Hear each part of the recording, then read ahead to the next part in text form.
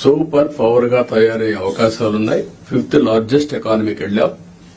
By 2029 3వ largest ఎకానమీకి reach అవుతాం. నా లెక్క ప్రకారం అయితే గట్టిగా పనిచేస్తే అందరం డెడికేషన్ తో పోతే 2047కి ప్రపంచంలో నెంబర్ 1 ఎకానమీగా ఉంటాం. లేకపోతే బై డిఫాల్ట్ 3rd లో ఉంటాం. కష్టపడితే కొద్దిగా 2ndకు వస్తాం. నేను ఎందుకు ఈ విషయం చెప్పానంటే ఆర్థిక సంస్కరణలు వచ్చిన తర్వాత first mover advantage technology adapt చేసుకున్నాం మనం ఇండియన్స్. మనకు ఒక హిస్టారికల్ అడ్వాంటేజెస్ కూడా ఉన్నాయి. ఓసారి మిస్ అవుతా ఉంటాం. ఆ హిస్టారికల్ అడ్వాంటేజ్ మీరు అందరూ చూసినప్పుడు మనం మ్యాథమెటిక్స్ లో చాలా స్ట్రాంగ్. 0 కూడా మనమే కనిపెట్టాం. బ్రిటిష్ వాళ్ళు ఇంగ్లీష్ మనకు వదిలిపెట్టి వెళ్లారు. కోహినూర్ డైమండ్ కూడా తీసుకెళ్లారు, కానీ ఇంగ్లీష్ మాత్రం తీసుకుపోలేకపోయారు. మన జీవన శైలిలో భాగం అయిపోయింది ఇంగ్లీష్ అనేది.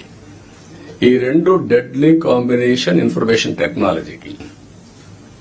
దాన్ని అందిపుచ్చుకున్నాం రైట్ టైంలో. ఈరోజు హైదరాబాద్ నగరాన్ని మీరు నాలెడ్జ్ సిటీని మీరు చూస్తున్నారు. ఎప్పుడైతే ఇదే ఆఫీసర్లు ఇప్పుడు కొంతమంది ఇక్కడ కూడా ఉన్నారు. 1995లో ప్రారంభించాం. 9 ఏళ్లలో బెస్ట్ ఎకో సిస్టమ్ క్రియేట్ చేశాం. తర్వాత వచ్చిన పాలకులు ఎవరు కూడా విధ్వంసం చేయలేదు కాబట్టి ఇప్పటికి కూడా దాని ఫలితాలు ప్రజలు ఎంజాయ్ చేసే పరిస్థితికి వచ్చారు. అదే సమయంలో 3వది మీరు గుర్తుపెట్టుకోవాల్సింది యంగ్స్టర్స్ అనేది డెమోగ్రఫిక్ అడ్వాంటేజ్ ఇండియాకు వచ్చింది. ప్రపంచంలో ఉండే అన్ని దేశాల్లో డెమోగ్రఫిక్ డిసడ్వాంటేజ్ ఏజింగ్ ప్రాబ్లం వచ్చింది. దీంతో ఆంటర్ప్రెన్యూర్స్ గా తయారయ్యారు. ఈ రోజు ప్రౌడ్ గా నేను చెప్పగలుగుతున్నాను, ప్రపంచం మొత్తం హైయెస్ట్ పర్ క్యాపిటా ఇన్కమ్ సంపాదించే వాళ్ళు ఇండియన్స్. అందులో 33% తెలుగు వాళ్ళు.